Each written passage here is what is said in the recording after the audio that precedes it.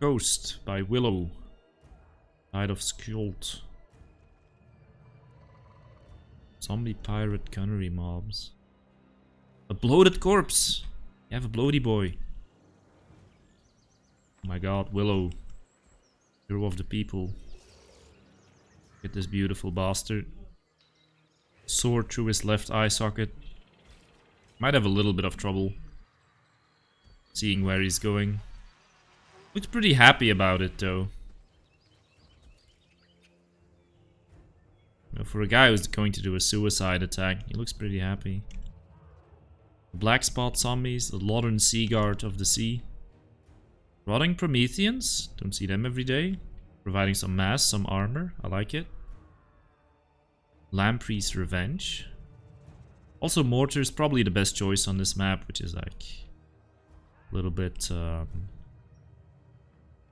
center heavy, I guess you could say. And we do have Silostra. I'm seeing her a lot more lately. This Ghosts of the Past. Song of Enthrallment.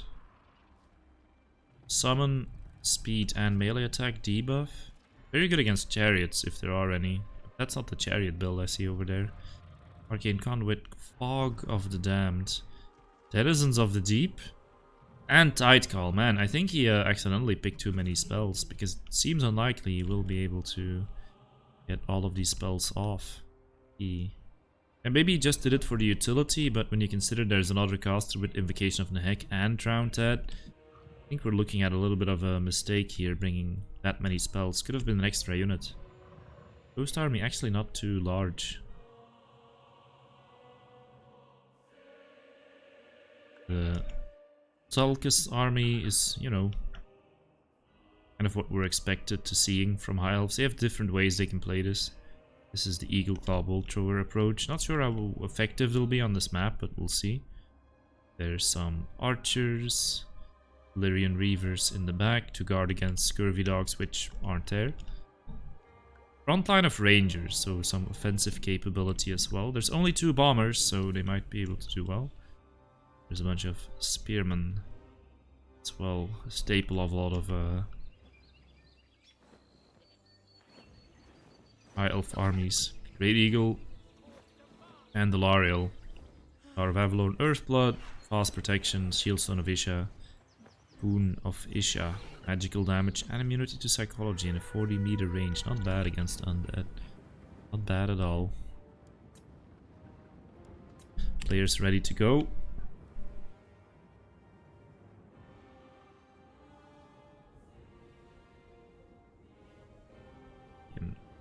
I guess you guys would never forgive me if I missed the bloaty boy. I'm gonna make sure to keep the camera on him. He's getting into position. Plotting his attack.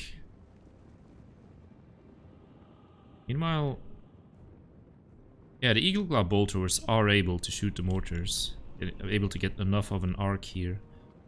Damage them. The bloaty boy is moving away from the Illyrian Reavers.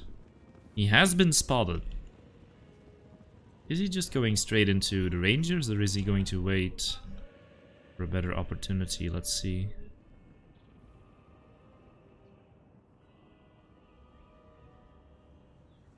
Looks like he's going for the Spearman, but the Spearmen, they see him coming and they're like, no, we don't want anything to do with this guy. He's faster than you though. A bloaty boy. Now moving towards the Rangers. There he goes. Whoa.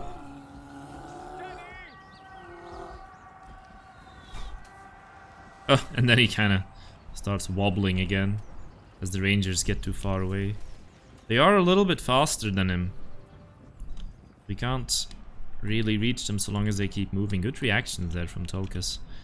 So the Rangers getting into the Sentry or Lariel under a bit of firepower. The Damned Knights are coming in. Yep, there comes the summon. Mortars seem to be, yes, targeting the archers. That's a good choice. It is a bloated corpse. No one wants to be friends with him. Everyone just ignoring him, trying to run away from him. Damned Knights. They're pushing into the forest. Get caught though by Illyrian Reavers. Not able to reach this backline for now. Loaded corpse.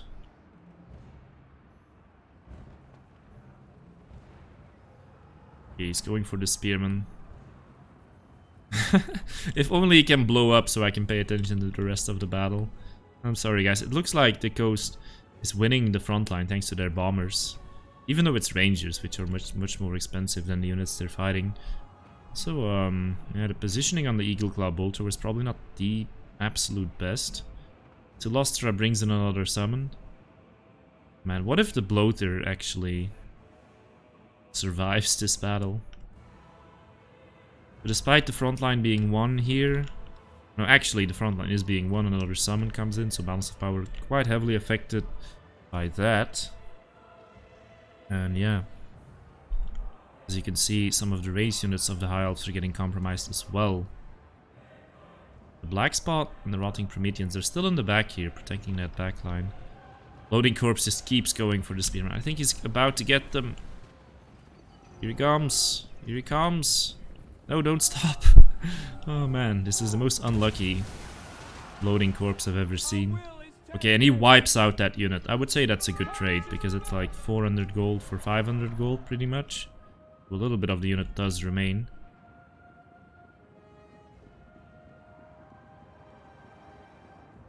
Yeah, so High Elves kind of on the low ground. That's probably not helping them too much. Summon does go down. Lamprey's Revenge and Silostra pushed into the back line here.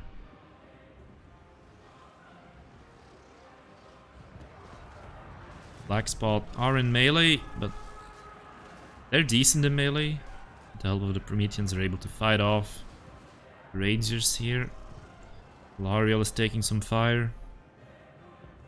Doesn't look too good for her. The High Elves at all, for that matter. Those mortars, man, they've been putting in the damage, like those rock lobbers earlier. 8, 19, 28. Pretty good. Oh, another summon. Where is he getting all the magic? Summon starts spraying these archers with their little pistols from very close range. And the High Elves look like they're trying to mount some sort of counter offensive here, but the mortars are firing in the back. The Prometheans are holding the hill. Prometheans are in the forest. Silostra is in the forest. Head of Skjold is chasing the Bolt Thrower crew, and it looks like the High Elves will be losing this. The Star of Avalorn being used here doesn't seem to be healing very efficiently. That Eagle wishes right now that it got some of that star.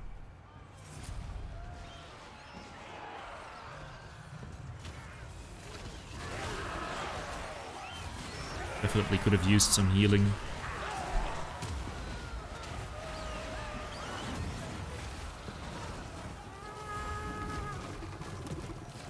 Lustre just pushing through into that center engagement.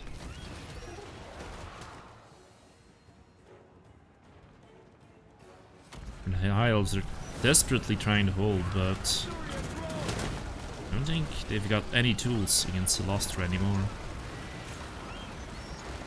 I don't think Alariel can even get out of here. The cavalry is doing what it can to block Silostra's attacks. And Alariel, so far her health is looking fine, but yeah, the crabs are too strong. You know, you don't see these crabs that often, but in this battle, they're quite good.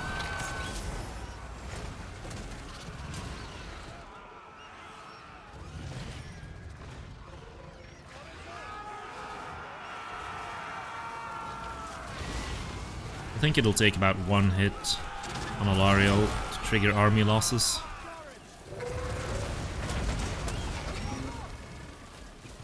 Using the bloat like a dog for sheep, yeah. The shepherd bloater.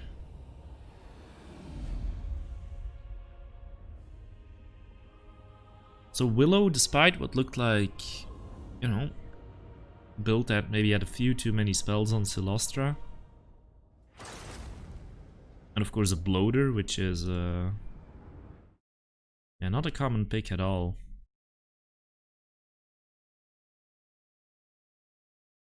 Taking that fight pretty convincingly. Going up 1-0, one game away from a semi-final against Grabbling, who is waiting eagerly.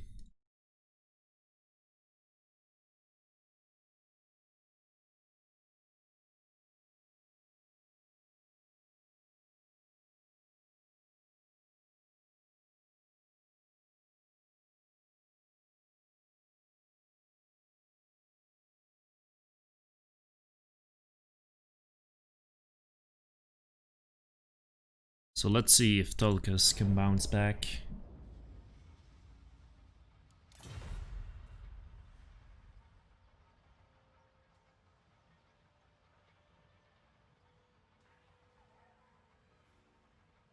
Yeah, they're not too susceptible to it. They can heal.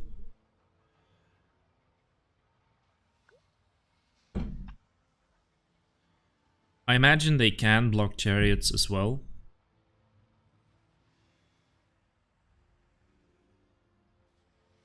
And dragon princes and nobles and the like. I don't think they'll do a lot of damage to them, but I think they can block them at the very least.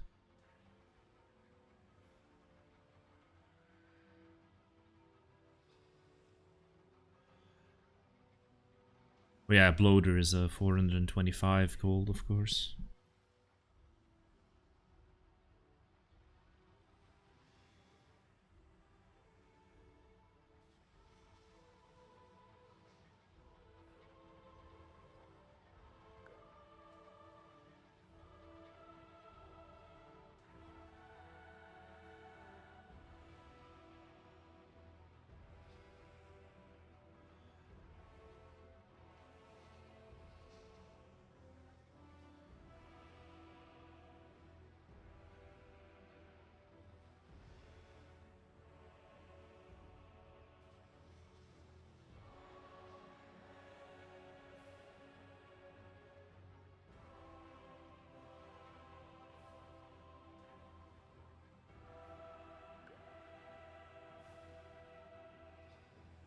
What? The shells block cavalry? Oh my god. You know, we had this crazy battle in the last group stage of the Steel Championship. Not the last one. It was Group C. Ulrich was playing against Even Stars Chaos, and Ulrich was the Vampire Counts. And he was trying to pull his dragon away, but there was a corpse of a Chaos Giant, and the dragon got stuck on the corpse of the Chaos Giant, while like halberds and another Chaos Giant and I think halberds and another Chaos Giant were hitting him in the back, and he died there.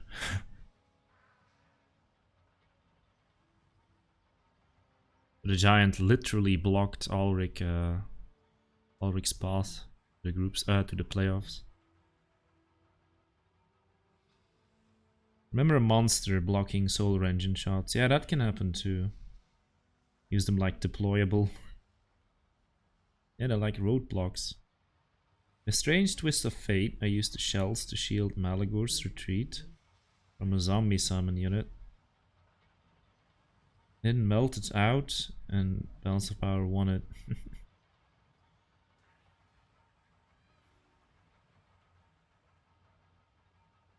Yeah, it's funny how we can win games sometimes. And I almost feel like if you are the Beastman, you need to rely on something like that happening, some good fortune, because man, are they in a bad spot?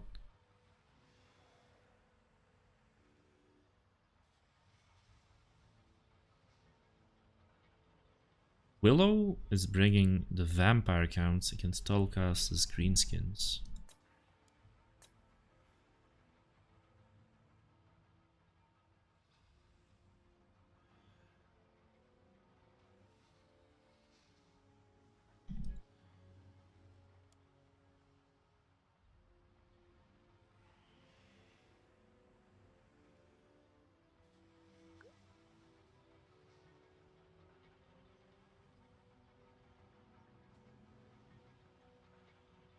Tulkas is ready. Willow is making some final adjustments to its build.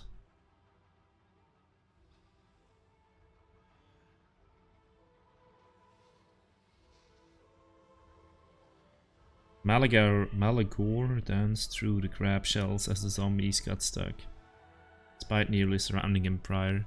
Malagor, man, he must be the most slippery lord in the game. Well, most slippery foot lord in the game.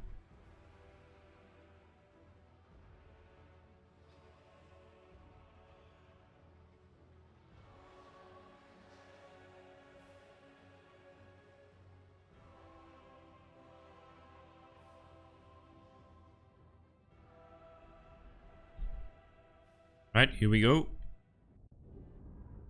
Vampire Ghost against the Greenskins.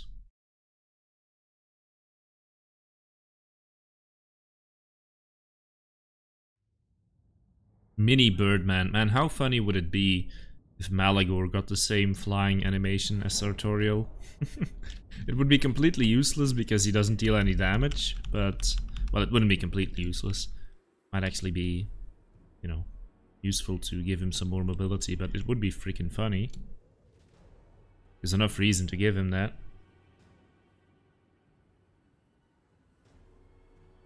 Yeah, he should make these aeroplane sounds while doing that. You know, the World War I planes as he's flying about, spitting curses at people.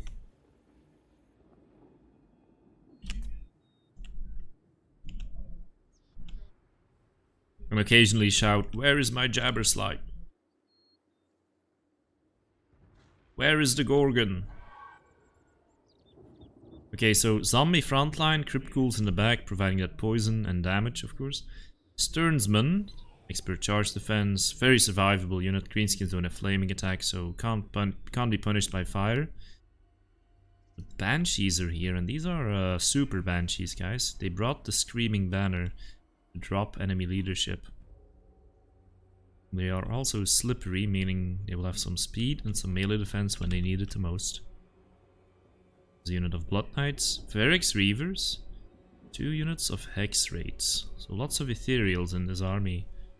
And we also have Vlad the Dead on Karstein Ring, Master of Beguilement, Arcane Conduit, Gaze of Nagash, Vanhel's Dance Kebab, Invocation of Nehek, Blood Drinker, and Aura of Dark Grandeur. So this will combine with the fear that these units do cause, and with the Screaming Banner for a majestic -8 leadership. Well, actually -16 if you add it all up. So long as units aren't immune to psychology, of course, which they could be. Against this Undead Tide, the Greenskins are bringing quite a wide build. 4 goblins up front. Quite efficient at, you know, dealing with that zombie frontline, so long as they hold, of course. We also have Orc Boys. Secondary line of them. Skarsnik, Orc Shaman, so no Black Orc Big Boss or Grom, so no one will be giving immunity to psychology. And there's some Forest Goblin Spider Riders. Savage Orc Biggins, 1 on each flank. 2 units of Stone Trolls. Ooh, their leadership is not going to like that. They are immune to fear, of course, because they do cause fear. But their leadership is going to tank pretty quickly. And Orc Airboys and Rusty Airs. Yeah, a lot of low tier stuff against the build that seems to be designed at dealing with the leadership of units quickly. So Tulkas,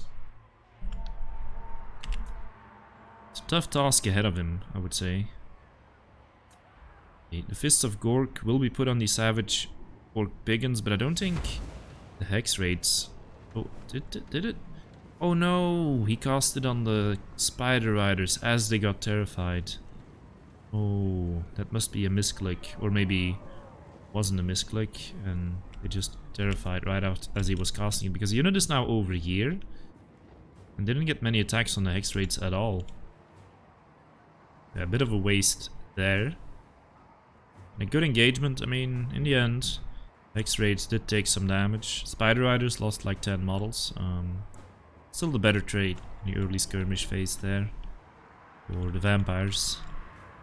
The Banshees are being sent in to try and absorb that charge, but Tulkas is doing it well, it seems. Like, just, yeah, he's just pulling his units through that Banshee, not getting stuck on it. Good reaction there. And all across the line, the zombies and the Crypt Ghouls are engaging in a bloody clash. And without support, these units will probably get killed by that greenskin infantry. Goblins starting to rout though, not really digging that Banshee, Fear and Terror, and of course the Screaming Banner. 8-peak loonies are holding, of course, but at this rate are not going to get all of their charges off. Blood Knights have charged into the goblins, they're breaking, the zombies will be pushing in. The next roadblock is awaiting them, the Savage Orc Biggins. Of course, Goblin Spider Riders and Stone Trolls are dealing with that Hex Raid harass. The Rex Reavers kind of taking the scenic route here, going around, and there comes some immunity to psychology. The Wa has been popped. Do the greenskins need it? You can bet. Because the lines are breaking at several points here. Oh, you gotta charge. Savage Biggins. Charge. Don't just stand there. No. That was unfortunate. So actually these Hex Raids taking quite a bit of damage here from the Forest Goblin Spider Riders. Stone Trolls. Oh yes, they have the Fist of Gorg. That was a good cast. And Willow is not pulling these Hex Raids back. So they're just getting crumbed by the Stone Trolls. Horrible engagement for them. Not only taking more damage from that magic damage, also dealing less damage to the Stone Trolls, who are of course magic resistant. X-Raids in the back are cleaning up some goblins. Sternsmen are pushing in, still have a lot of models, they are regenning. And yeah, the biggest question I have... Oh, the Varix Reavers, they come around into the Rusty Airs. Biggest question I have is, how are the Greenskins going to deal with this leadership squad? There's Vlad, he's healthy. There's a Banshee, she is healthy. The Blood Knights are getting healed. Other Banshee is over here. It's very hard to focus your damage against them. Panels Dance Kebab being popped on the Hex Raids. Orc Airboys are fighting back. Not horrible in melee. Stone Trolls are helping them. Haven't lost models yet, so Greenskins have some sustain here. It seems like they're being pushed back, and Varix Reavers are being dealt with, but they got rid of the Rusty Airs. Rusty Airs were doing a good job against these Sternsmen, dropping the armor, making it easier to kill them. Skarsnik now being attacked by Banshee. Not really a good fight for him. Grobla is trying to eat the Banshee, but is quite disappointed that there's no meat to snack on here. Not looking too amused. Left flank is crumbling. Looks rough. Tulkas, he does have some reserves here. His trolls are still strong. As long as their leadership holds, at least. Yeah, the characters, man. Banshees. Vlad, he's crumbed the Orc Shaman, taking away any magic damage that the Greenskins still had. It looks over. Council power isn't too far gone, but so many units are routing. Oh, another Wa. Oh. Gonna help a little bit, but look at that leadership just dropping. Master of Beguilement also being used to drop the melee attack by quite a bit. Reducing the damage of that troll unit. Savage Orc Biggins. Terrifying as soon as the Wa wears off. Skarsnik is fighting Vlad. Stone Trolls are getting terrified, and it looks like the vampires are doing it.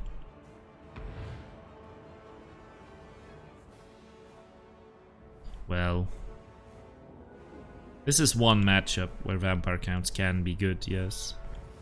Random nicks. But yeah, I definitely think Greenskins need to take advantage of certain things they have, like, you know, this hero that nullifies all the fear and terror coming out of the army. It's usually a good thing to bring. Yeah, Willow 2-0. Good performance.